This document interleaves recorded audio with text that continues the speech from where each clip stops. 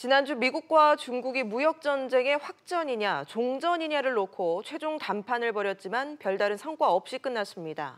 양측 모두 협상이 건설적이었다고 말했지만 서로를 향해 입장을 바꾸라며 압박 수위를 높이고 있습니다. 미중 무역 협상 전망을 해보고 파장들 짚어보겠습니다. 인하대 국제통상학과 최용록 교수와 이야기 나눠보겠습니다. 어서 오십시오. 반갑습니다. 예. 워싱턴 회담이 합의 없이 끝났는데요. 지금 추가 일정을 잡지도 않은 상황이죠?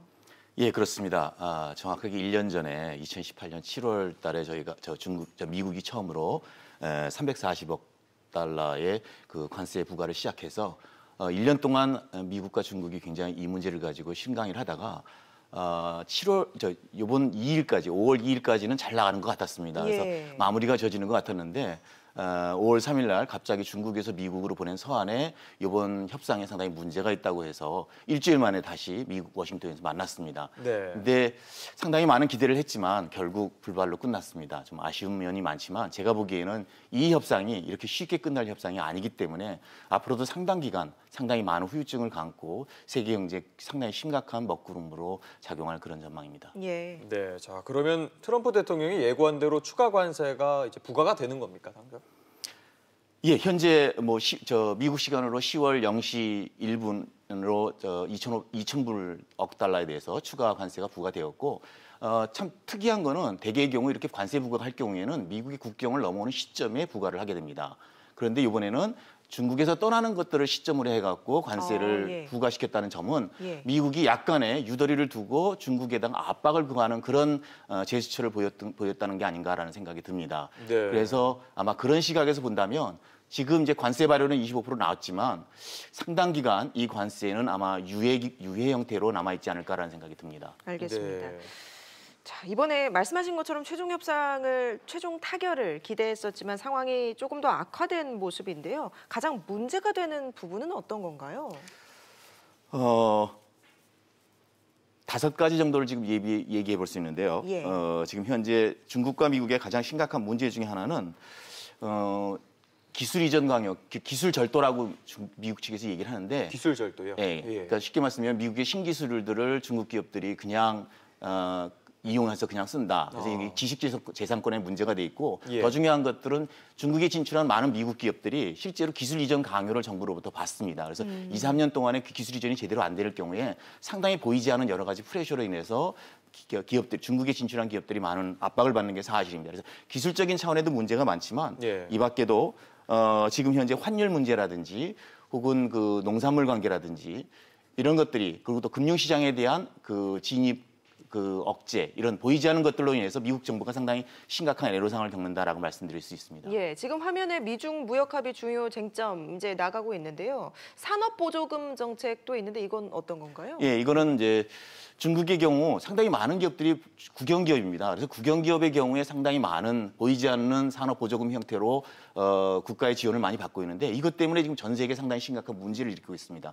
대표적인 경우로 지금 전국의 그 태양광 산업은 중국의 정부의 적극적인 지원으로 인해서 많은 기업들이 도산에 이르렀고 전 세계적으로 지금 그 공급 과잉 현상이 바로 중국 정부의 이런 그 보이지 않는 그 지원에 의해서 이루어진 게 아닌가라는 생각이 들어서 미국 기업은 이것에 대한 강력한 항의를 하는 겁니다. 여태까지는 WTO가 가장 강조했던 게 그 생산품 가격의 최저가를 요구했는데 그러다 보니까 전 세계가 메이드 인 차이나로 뒤덮어진 겁니다. 그래서 보다 더 구체적으로 보다 보니까 이러한 문제, 정부의 지원이라든지 혹은 은행들의 간접적인 지원으로 인해서 경쟁력을 상당히 많이 중국이 지원받고 있다는 게 상당히 심각한 미국 정부의 그 무역 적자와 심각한 연결이 돼 있기 때문에 지금 그 연결고리를 끊으려고 하는 게 미국 정부의 의도인 것 같습니다. 예. 네, 자 말씀하신 것처럼 트럼프 대통령은 그동안 관세를 부과되지 않았던 3,250억 달러의 중국산 상품에 대해서도 25%의 관세를 부과했지 않습니까? 예, 부과 검토를 지시를 했는데요. 결국 중국산 수입품 전체에 관세를 부과하겠다라고 보면 될까요? 예, 맞습니다. 작년에 미국에서 미국으로 수출한 전액이 약 5,395억 달러라고 얘기를 합니다. 그런데 예. 지금 2,500달러를 지금 현재 관세를 부과했고 25%. 예. 여기 추가로 3,900을 한다면 작년에 수출한 모든 금액보다 더 많은 금액을 부과한다는 얘기니까 미국은 중국에서 들어오는 모든 물건에 대해서 관세 부과를 할 준비가 돼 있다라고 선전포고를 한 거나 다름이 없다고 생각을 합니다. 예. 예. 이제 중국의 선택이 주목됩니다. 류호 부총리가 언론 인터뷰에 나서면서 이제 미국을 압박하고 나섰는데요. 과연 중국이 어떤 선택을 할까요? 보복을 할까요? 이 문제부터는 상당히 어려운 문제라고 생각을 합니다. 왜냐하면 제가 모두에 말씀드린 것처럼 이게 쉽게 끝나지 않을 전쟁이라는 것이 예.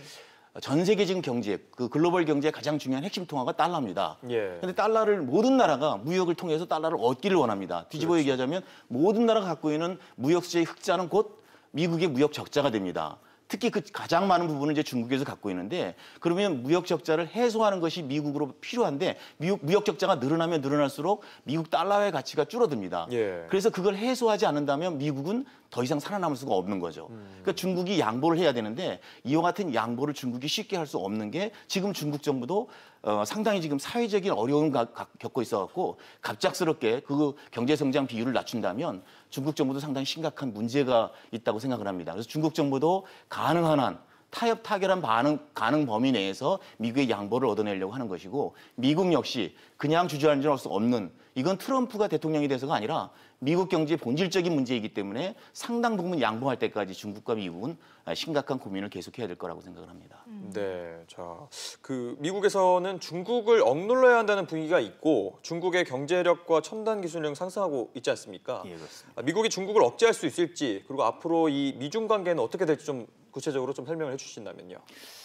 아까 말씀드린 것처럼 정확하게 반세기 전에 50년대 미국 정부가 굉장히 심각한 발표를 했습니다. 닉슨 도트린이라고 얘기를 하는데 예. 미국 정부가 어느 날 갑자기 기자들 앞에서 더 이상 미국 정부는 달러를 금으로 바꿔주지 않겠다라는 얘기를 함으로 인해서 70년대 전 세계 경제가 얼어붙은 경제가 있었습니다. 네. 이 경제를 해결한 게 10년 뒤에 일본 정부가 자기네 환율을 절반 가까이 가치를 하락시키는 즉 엔화의 가치를 더블로 올리는 엔화 가치 증가로 인해서 쉽게 말하면 일본이 경쟁력을 잃고 미국이 경쟁력을 얻게 된 그 플라자 합의로 인해서 다시 전 세계 경제가 살아난 경험이 있습니다. 예. 뒤집어 본다면 지금 미국 정부도 역시 상당히 심각한 지금 무역 적자에 재정 적자를 안고 있기 때문에 이 문제를 해결하기 위해서는 반드시 어느 정도의 재정 적자가 해결해야 되는 분인데 그 부분을 예전에는 환율로 해결하려고 했고 지금은 기술이나 혹은 정보보조금으로 해결하려고 하는 그런 차이가 있을 뿐입니다. 그러나 미국 정부가 이렇게 강력하게 압력을 하면 할수록 정말 심각한 문제는 미국이 더 큰 손해를 본다는 사실입니다. 그러니까 GDP의 축소에 있어서도 미국 정부는 많은 그 세계적인 보고서들이 약 2.6%가 2년 내에 예. 줄어들 거라고 얘기를 합니다. 반면에 중국 정부는 약 1.5% 정도라고 얘기를 합니다. 그러니까 중국 정부가 훨씬 더 내수 시장이 탄탄하게 돼 있고 무역 관세 전쟁으로 인해서 피해가 적다라는 말씀을 드릴 수가 있죠. 예. 그러니까 제가 보기에는 미국 정부가 훨씬 더 강한 압력을 받고 있음에도 불구하고 그래서 아마 오늘도 트럼프 대통령이 재선 전까지 빨리 하라는 압력을 내리는 이유가 보다 더 강력한 압력으로 인해서 어느 정도의 압력을 미국 중국 정부의 양보를 얻어내는 것이 미국으로 와서는 합리적인 것이 아닌가라는 생각이 듭니다. 예. 예. 미중 무역 갈등이 이렇게 쉽게 해소가 되지 않는다면 결국 우리나라가 입는 피해가 또 작지 않단 말이죠. 맞습니다. 예. 제가 보기에 정말 안타까운 건 98년에 1998년에 저희가 IMF 터지기 직전에 한국 정부는 계속 한국 경제는 펀더멘탈에 문제가 없다는 얘기를 했습니다. 그렇죠. 지금도 똑같은 내용을 하고 있습니다.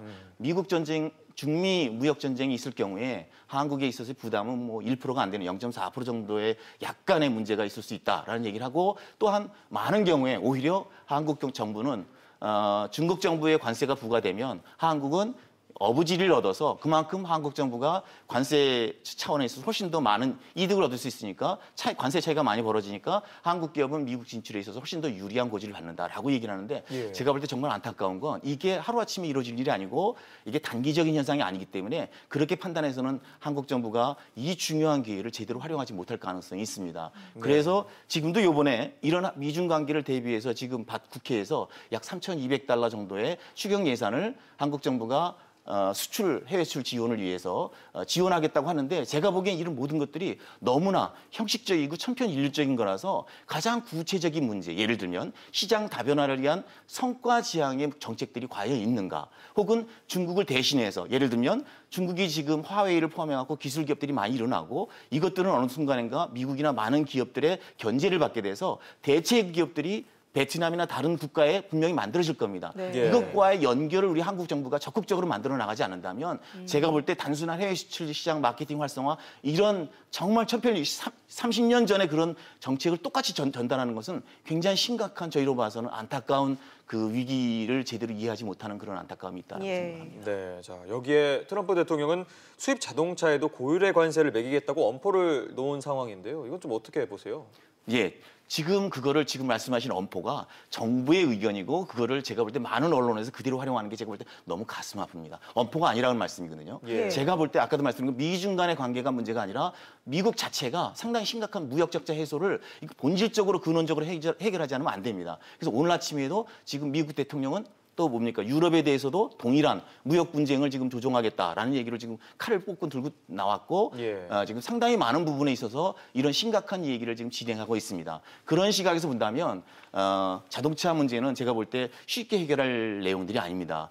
지난번에도 한번 저희가 그 한국 정부에서 의견단을 파견해갖고 굉장히 제너럴하게 일반적인 상황에서는 한국 정부를 지원하도록 노력해보겠다라고 얘기했는데 그 문제로 해결될 문제가 아니라고 생각을 합니다. 그래서 예. 한국 정부도 지금 현재 저희가 지금 아주 최근에 LG가 스마트폰 제조를 한국에서 안 하고 해외로 나가겠다는 얘기를 했습니다. 그렇죠. 한국 자동차도 그런 날이 오지 말라는 법이 없지 않습니까? 이런 시각에서 본다면 한국 정부가 좀 더 구체적으로 디테일하게 이런 미국 정부의 강력한 자동차 제재와 같은 것들을 구조적으로 다른 제3국의 시장을 만들거나 혹은 대체 시장. 지금 거의 저희 수출의 40%를 미국과 중국에 의존하는데 그렇죠. 이걸 빨리 다른 다원화하고 저희들의 수출 기반 내지는 그 수직적 계열화를 좀 더 다른 나라에 확산시키는 그런 노력들이 필요하다고 생각을 합니다. 예, 네. 알겠습니다. 지금까지 인하대 국제통상학과 최용록 교수와 함께했습니다. 말씀 고맙습니다. 고맙습니다. 감사합니다.